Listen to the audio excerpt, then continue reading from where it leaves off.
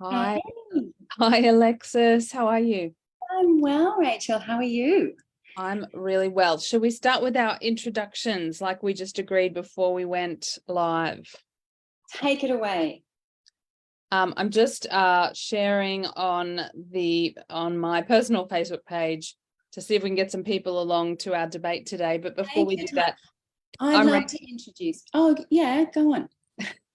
I'm Rachel. I'm the director of North Brisbane Psychologists, and the principal psychologist. And yeah, I'd love you to introduce yourself, Alexis. Well, I could also say Dr. Rachel has earned the title doctor through doing a PhD in burnout. She did her PhD in burnout on particularly for teachers, and I think that's an important part of your history that we should be sharing. Rachel is also my dear mentor and my dear colleague. We've been working together for a couple of years now and looking at the crossover between psychology and yoga. I'm Alexis Dennehy. I'm a naturopath. That's my foundation.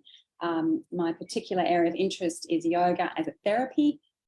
And then within that, we found the crossover to be areas such as compassion, compassionate communication. In fact, it's been interesting to see that a lot of our crossover has been in the interdisciplinary space. Including our primary framework, which is NVC, or nonviolent communication. So there are a few listeners from our NVC community. If you're there, we would love to see a quick hi. And there's going to be lots of engagement today because, in contrast to our usual kind of agreeableness, we're going to take opposing views. Not entirely opposing, because we're not entirely opposed on the subject, but we're going to offer today as a debate. And our research question, which Rachel will introduce from a psychological perspective in a moment, and I'll be sharing from more of a sociological perspective, as it turns out, is that, well, the question is addiction caused by a deficit of safe and healthy connections? Rachel is going to argue that this is too simplistic, and I'm going to argue that yes, it is true. So you be the judge. We are really keen to hear a lot from you, and we'll be checking in every so often, at least a few times. So while I just check in with any listeners, I'd love to hear your perspective. Thank you, Alexis. Yeah, and this is really an interactive one, I think, because because it is a complicated topic. It's a complicated question. And like any good high school debate, I suppose, although hopefully this is more nuanced than a high school debate.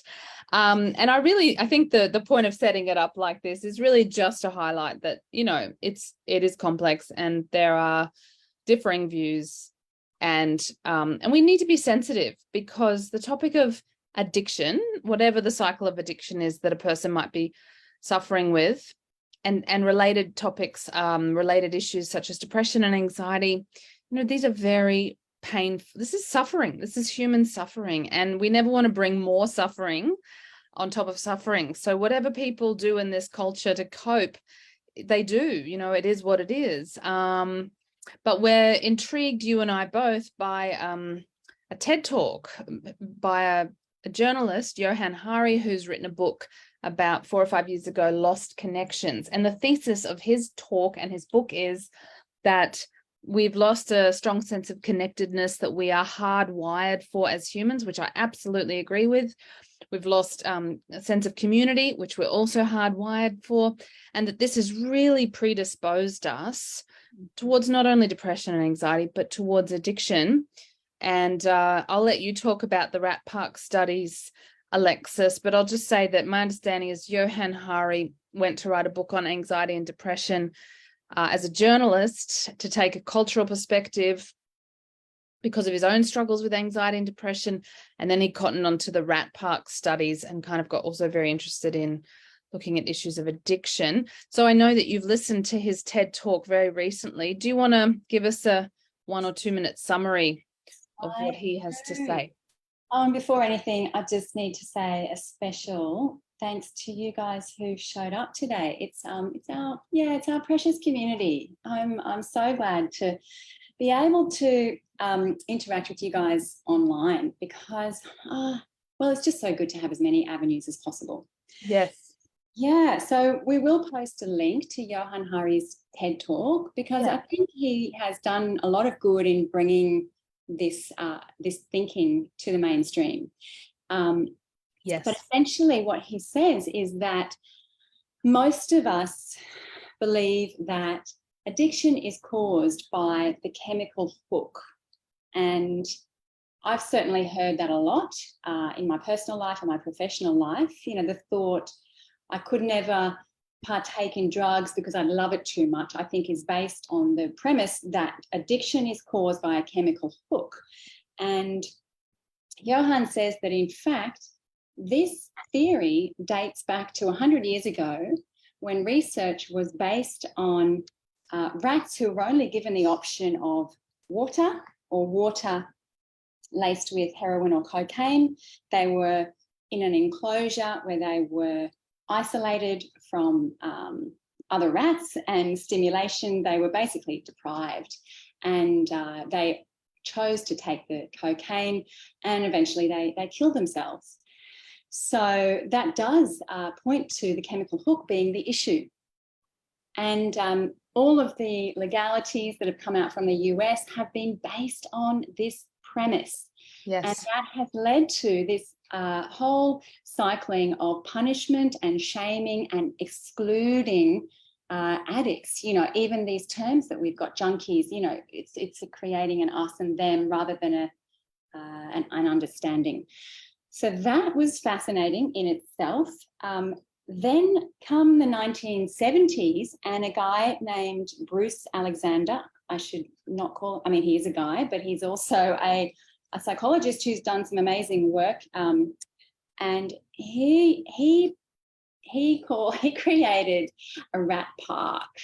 And in the park, he gave the rats everything that he imagined they would need, including other rats to communicate, to be close with, to bond, to nurture each other.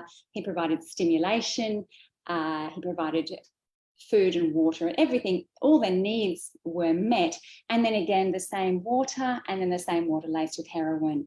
And though they did take some of the heroin, none of them took it compulsively, and none of them caused damage, indicating that when our needs are met, then we have no need to take any other drug. Yeah. So yeah, that sadly, that way of thinking, Bruce Alexander's approach has not yet really reached the mainstream because, you know, the majority of thinking around addiction is that it is caused by this chemical hook, and that addicts should be shunned from society, which of course perpetuates the problem. And I don't know if he mentioned it. Thank you for that great summary, Alexis. I don't know if he mentioned it in the talk. I can't remember, but I know it's in the book that he mentions that the Vietnam soldiers, the American soldiers, were given drugs to sleep and drugs to stay awake. You know, the REM song Orange Crush is about the heroin that they were given. They were given amphetamines. Most of the Vietnam soldiers came back to civilian life and didn't even have any major terrible withdrawals, and did not go on to become drug addicts, despite their government feeding them drugs every day when they were serving overseas. And I guess it might have depended on whether they came home to friends and family, or if they came home and experienced social emotional isolation. Yes, well, that is the debate right there. Yeah. Does social connection alleviate the need for substances? What do you guys think? I'm really interested, particularly in, you know, direct experience. I think that gives us a really solid basis for understanding. And we're all affected by substances individually and also socially. You know, most people know closely someone who has a close relationship with substances, right? And all of us need to work out where we position substances in our lives. And there may be times where we bring them closer, where we feel we need the crutch, and then times where we actively separate from it, or we fill our lives with other things to let that fall away. Yeah. Yeah. Okay. Well, yeah, I'd love to. I might just say a couple of things about how I see this issue, and you could monitor the comments and see if people have thoughts already. How does that sound? Please, yes. So I get why Johann Hari, who's a journalist, not a psychologist, was fascinated by this question. The war on drugs has failed. Everybody knows that. Making drug and addiction a criminal issue has completely failed. I think we're doing a little bit better by people making it a medical issue rather than a criminal issue. But even then, if we're only making it a medical issue, we're ignoring so many factors, as is the point of his book, around community, social connection, and the psychology of human beings. Yes. Having said that, I think books like his, they've got a powerful message, and the reason they're powerful sometimes is because there's strong statements and sweeping statements, where the reality in my work as a psychologist is that not everyone with addiction has the same background, and not everybody with the traumatic background or social isolation has a serious addiction. We can't be black and white, because so many factors come in. Yeah. But those rat park studies you're talking about, Yes. I mean, what would have happened to those poor rats in the austere living conditions with no friends and a boring environment is that they would have got high doses of cortisol and adrenaline, because they would have been lonely, they would have been anxious, and that would have made them stressed and depressed. Now, if I was one of those rats in the impoverished conditions, I totally would have been taking the heroin water. I know that because I personally find isolation very mentally and emotionally painful. And part of that is my personality type. And this issue of distress tolerance seems to be an individual difference. Some people can tolerate more isolation. Some people can tolerate more stress. Others have a lower threshold for things like stress and isolation. So there are individual differences that are not taken into, that are biological and psychological, that aren't taken into account by the socio-political kind of frame that he's putting on it. So I guess that's what I just wanted to add. There's nuances, and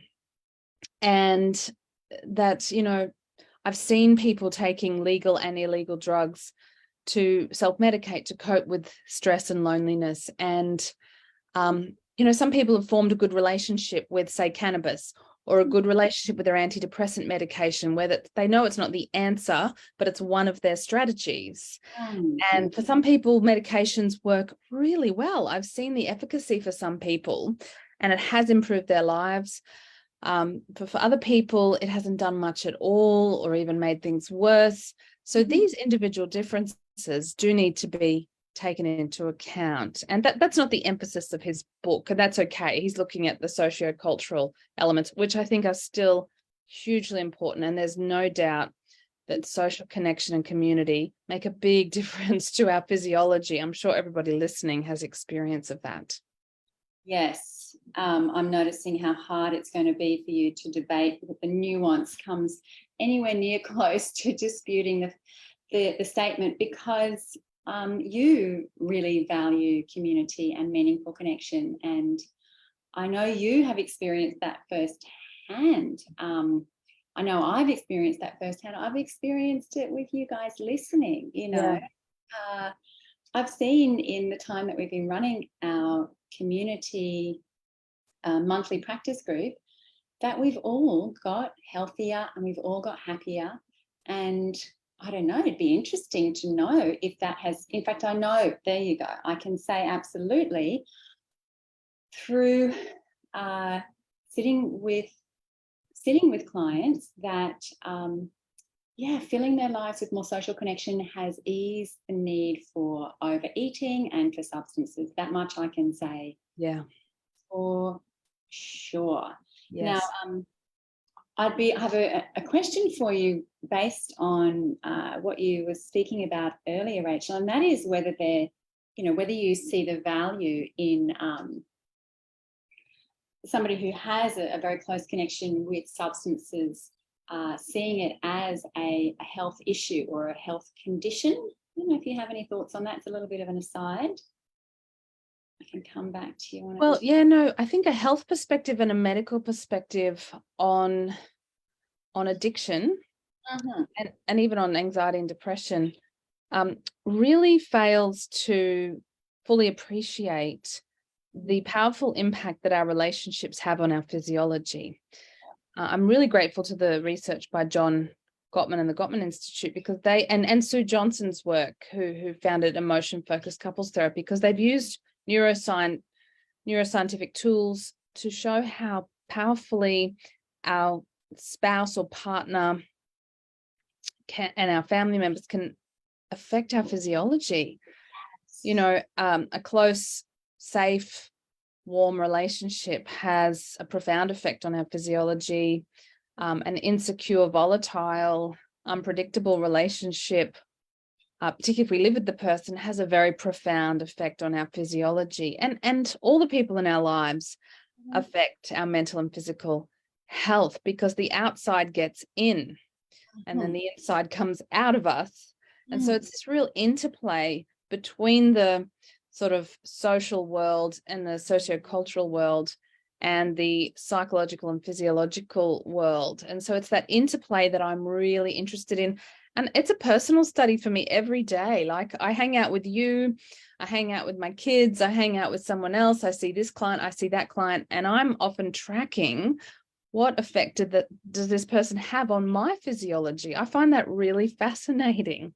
Great question. And we know that the mirror neurons are working to co-regulate as well. So we can't help but pick up the pace and the calm and the enthusiasm. I mean, that's all contagious. Right. Contagious is a good word.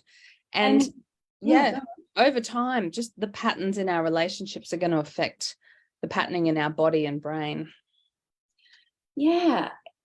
So it's quite mind-blowing for me, because coming from a background in naturopathy and wellness, a lot of the emphasis has been placed on the individual. And I still see that, in Instagram posts today, right? And it's not to dispute the fact that we do need exposure to motivational, encouraging words, right? Yep.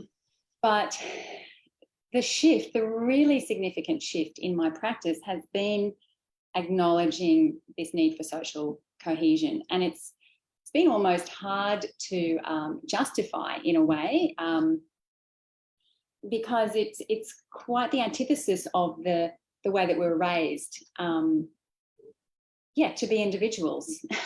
And, it really is drawing on a more socially minded approach, which doesn't necessarily translate to immediate income or immediate status or all of those things that we were, that our culture really, really values. But my experience has been even more so than meaningful connection with myself, and that's obviously been paramount. That's been a primary practice of mine since I was 13. But the tipping point has been meaningful connection with others. And so I really, this body of work, and it's not just Johann Hari, as you say, he's really just the conduit for other people's work. Yeah. Bruce Alexander, I'm keen to read a bit more on him. I've got a quote of his that's worth reading. And he says in his website, which is all very accessible, that close ties to family, culture, traditional spirituality, it's these things that constituted the normal fabric of life in pre-modern times. So we used to do all of, ritual and community event and coming together to share meals and all of that, the rich qualitative experiences of life. And he says that now we're dislocated from social life, and he believes that this is the cause of addiction. And I would agree to a large extent. And I want to reference a TED Talk and work by another journalist named Andrew Solomon, whose TED Talk is called Depression, the Secret We All Share. And he made it his mission to go to traditional societies and indigenous, sort of not completely uncontacted tribes, but traditional hunter-gatherer groups of people to see if mental health problems exist there in simpler, more traditional ways of life. And he looked into some psychohistory to see if mental health problems existed in, more harmonious traditional cultures. And guess what? They did. It's not like human beings didn't used to get depression when we lived a simpler tribal existence. Mental health problems existed, as far as we know, even in, the traditional ways that humans live, but they handled it very differently. And he talks in his TED Talk, Andrew Solomon, about, in some of these traditional societies, they'd take the depressed person and do drumming circles. And this person would have to drum with others at a certain time each day just to get the adrenaline and the brain waves sort of adapting and changing. And they did different things that involve social connection to treat the depression or the addiction or the anxiety. So I don't think we can make simple statements like capitalism causes mental illness. It's more complicated than that. But yeah, the fact is connection, meaningful, safe connections are really important in treating our mental health problem. But I'm also keen to get to the comments soon, Alexis. I'll just flag it. Okay. Yeah. Okay. Can you check comments now? Or yes, I can. Yeah. I just wanted to point to a place that we frequently land on, and that is this need for balance. And you're right, we can't blame a capitalist culture, and we are always swinging between the two, right?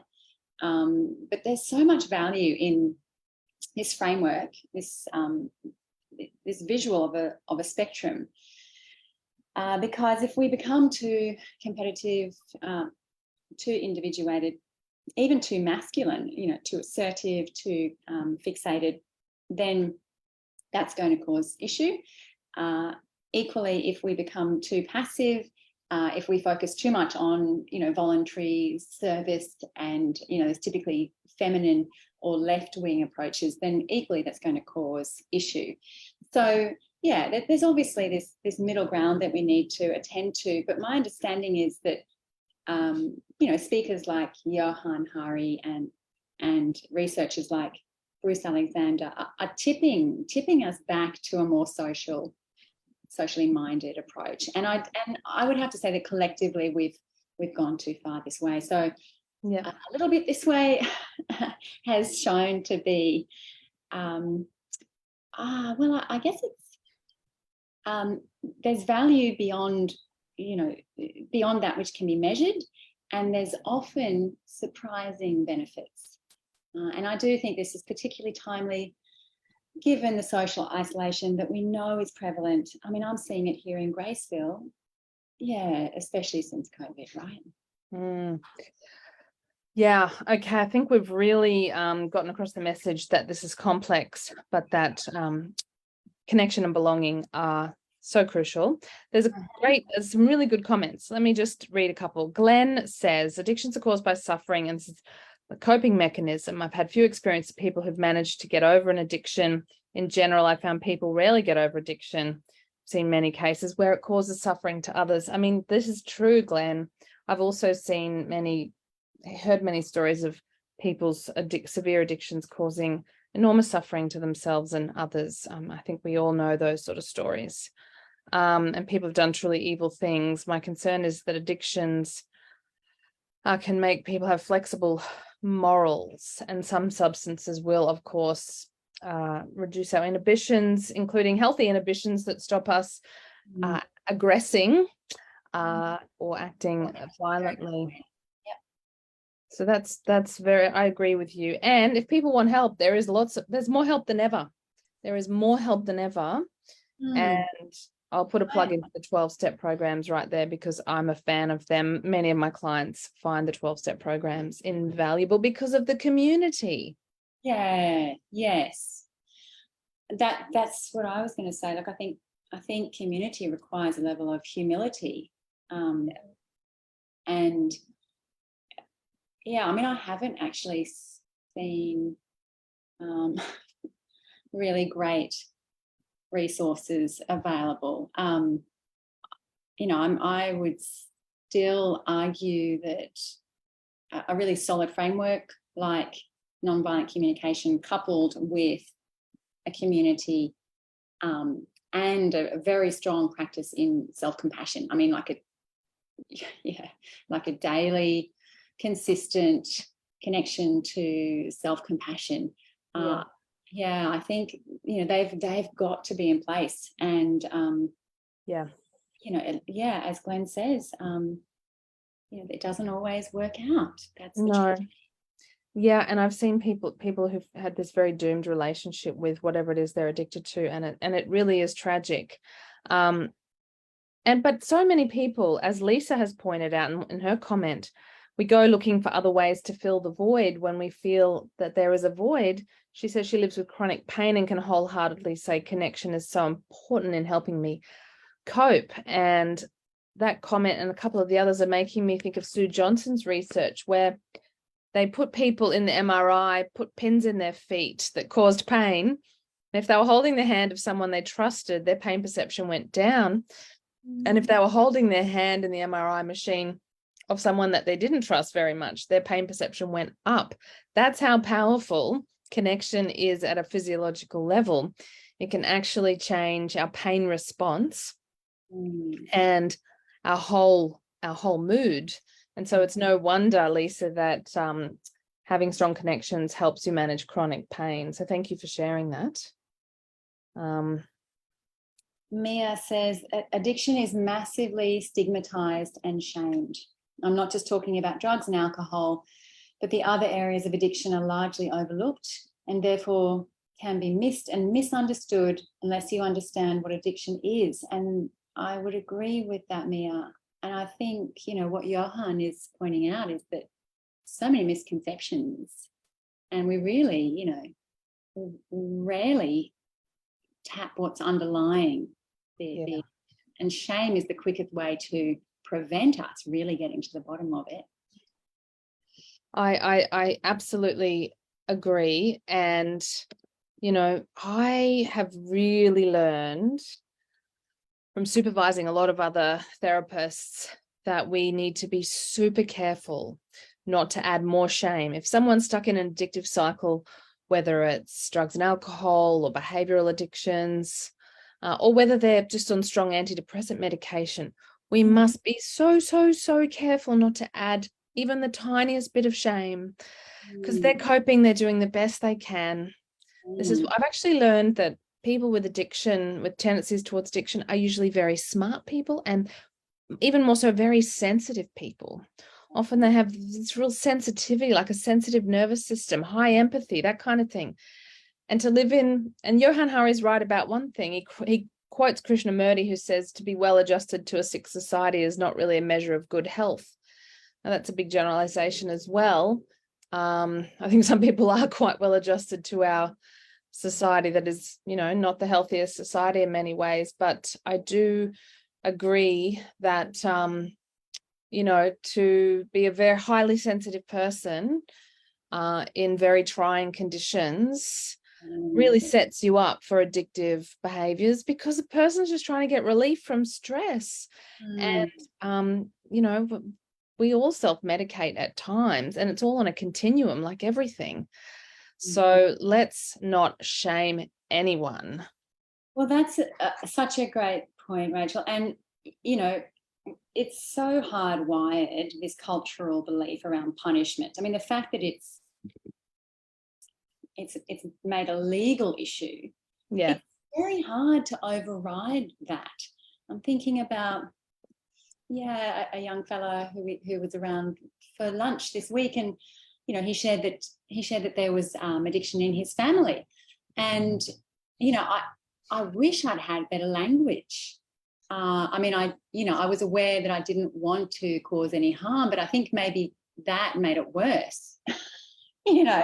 had I just been a bit more open and casual about it, he might have felt safe to talk a bit more. I don't know. But what language do we have? What would you suggest if somebody, if somebody's working with a family member who has clearly, an awareness of substance misuse? How do we, what language do we find for that? Well, I'd say before we even kind of throw a few scripted phrases out there, let's start with trying to soften and be curious. Curiosity is a good precursor for compassion. It's very easy, particularly if you live with, and a lot of people listening may live or have lived with somebody with addictive patterns. And as Glenn said, it really affects us. It really does. And sometimes we've got to set boundaries with people who have addiction, depending on what stages of change. Sorry, I will come back to your question. But keep in mind, there's 3 stages of change. The first one is pre-contemplative, then contemplative, then active. So some people haven't even considered they've got a problem. So they're not usually seeking help. The second stage, contemplative, the person's thinking, oh, maybe I've got a problem. The first step in the 12 steps is admitting this is a problem. And then the third stage of change is active change, where we're actually seeking help and we're being really proactive about making changes. So depending on what stage of change your loved one is at may alter your behavior. So if you're living with a pre-contemplative drug addict or alcoholic, you may be thinking, I can't live with this. And that's fair enough. We need boundaries to protect ourselves, and sometimes taking, sad actions to look after our sad, as in there's grief around it, to take, care of ourselves, and strategically avoid people who are in that pre-contemplative stage. But if someone's saying, I am wanting to work on this, or I am working on this, then be curious. Ask them, what does that drug do for you? Because drugs affect us all differently. Mm-hmm. I'm happy to say on file right now that I know people who like cannabis, but for me, mostly cannabis, whenever I've tried it, has not had a good effect on me. And there is an interaction between all sorts of substances and the individual DNA. I don't think Johan Hari goes into that in his book. So different drugs affect different people differently. We know that. So I'm always curious when I ask my clients about their substance use. I'm like, what does it do for you? Tell me about that. So you can ask people these questions. What have you tried so far? Why is it hard? What makes it hard? Have you ever had times when things were better, and what was going on then? Solution focused, and being curious, because it's a conversation after all. And you're trying to learn more about that person's experience. And if they seem open to a dialogue, then you may get a chance at some point to say, look, are you getting help? Are you getting support? Are you thinking of, like, people aren't stupid. If they're in the contemplative stage of change, they've already thought about, I could go to a 12-step, I could see my doctor, I could go to a therapist, I could see a naturopath or a dietitian or whatever. And just talking about it sometimes gives people motivation. But don't start with that question, because it sounds like you're giving advice. Have you thought about seeing someone? It's not a good opener, really. Well, as you're talking, I'm reminded of a beautiful statement by one of the members of our community on the retreat, and a statement that she used frequently and regularly, like in the kitchen or out on the waterfront, really anytime, was, what does support look like to you? And the reason I liked that is that, we can answer that in a way that, that's individual. And there's no assumptions in the statement. I just really like language. You guys know, I'm obsessed with structured language. So that sounds like a good one to answer that question. And then also, as you're talking, I love that you remind me to soften and be curious. And when you were speaking about boundaries, that reminded me also of offering a secure attachment, just so that consistency, availability, responsiveness, reliability, predictability, I can't fault it. Super simple, but really I think that is the foundation of connection and community. Yeah. And I think, thank you for reminding me again. It's funny that I would need this reminder, and I do. So no one needs to feel bad about forgetting good ideas of compassion. I like always to come to that needs approach. And when I've worked with people with addiction, I'm curious, what needs does the addiction meet, and what needs does the addiction fail to fulfill or support for you? That's almost a bit of motivational interviewing, which is a therapy in itself, of like, what are the needs being met and not met in this situation? And then if I'm living with somebody or working with somebody who's stuck in an addictive cycle, I want to contemplate my own needs, because if I can express my needs to that person, it may be, I really want to spend time with you. And when you drink this amount, or when you take these drugs, or when this issue, whatever it is, I feel very stressed and I find it hard to relax, and I feel sad about that. And, these are the conditions under which I'm willing to live with you or spend time with you or whatever it is, so there's no criticism or shame needed, just a statement of, and a discussion and dialogue around the needs. Totally. And I think that answers Mia's question around what is the dialogue between addiction versus bonding.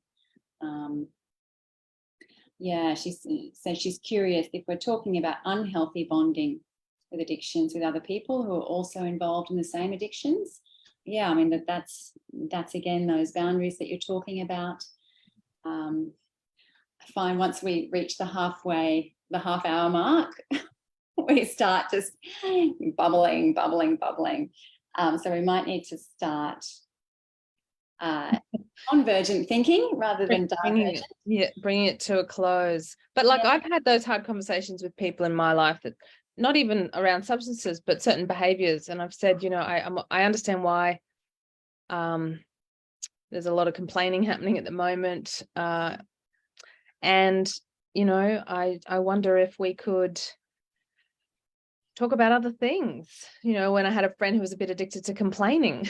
So there's all sorts of ways we can get into this habitual patterned behavior that, doesn't work for the person or people around us. So, we do need to be courageous. And this is where I love needs-based communication, because it's a way to have those difficult conversations. Yes. Yeah. Yes. And to do it, with the sensitivity that's deserved. Yeah. So on that, if those of you listening do have a family member who you'd like to support, perhaps January, being a fresh start, is a good time to invite them to our nonviolent communication practice group. Yeah. It would certainly provide a dedicated space for you to have a difficult conversation, and whether or not it comes up in during the workshop itself, you'll have the opportunity to set a calm conversation. That's what we call the dyad, and increasingly, I'm keen to really focus on the dyad as the primary practice. So please feel free to bring a friend or a family member, or at least invite them along. Our next meetup is the 29th, I believe, of January. We meet on the last Sunday of every month here at the Graceful Bowls Club, 9:30, so you get a bit of a sleep in till 11:30, and just bring pen and paper, because you probably want to take notes. Do you have any comments on that one? I don't. I just wanted to say that I will be there at the next practice group on the 29th of January. So I'd love to do a dyad on maybe having a really sensitive, difficult conversation with somebody in your life, whether it's about addictive behavior, mental health issues, who cleans the kitchen, whatever it is, we'll do a dyad, I think, on having those hard conversations, centering them around needs rather than criticisms. How does that sound? That sounds tremendous, because we all need them. If I may, I'd also love to share my news, and that is if you're interested in making the most of the fresh start in January, I've now got a couple of programs that are available online, and they're heavily discounted for members of the community. One is my body whispering program, which is grounded in yoga philosophy and yogic alignment. I'll post a link in that. There's going to be a few links today. And then hot off the press today is my doable detox, which is now published to Amazon. And again, it's a beta version, so I'm really calling in for feedback. It's a program I've been using for 20 years. And so I know the program works, but I'm now keen to really refine it. So yeah, I'm calling in some reviews. So scan it and let me know what you think, because I'll definitely be iterating that one during the course of the week. Yeah, like I said, it's free, but it's only free till Thursday. So yeah, jump on and grab your copy while you can. Okay, thank you for sharing that and for putting those links in the comments. I need to run, but thank you for this very juicy discussion today, Alexis, and everybody. Yeah, thank you for all your engagement, guys. I'll hang around and just respond to those more thoroughly. And Rachel, thank you for your brain. Thank you for holding such an ongoing conversation around needs-based communication. And I'll look forward already to next Sunday. Yes, indeed. Thanks, Alexis. Thanks, everybody. Bye. Bye.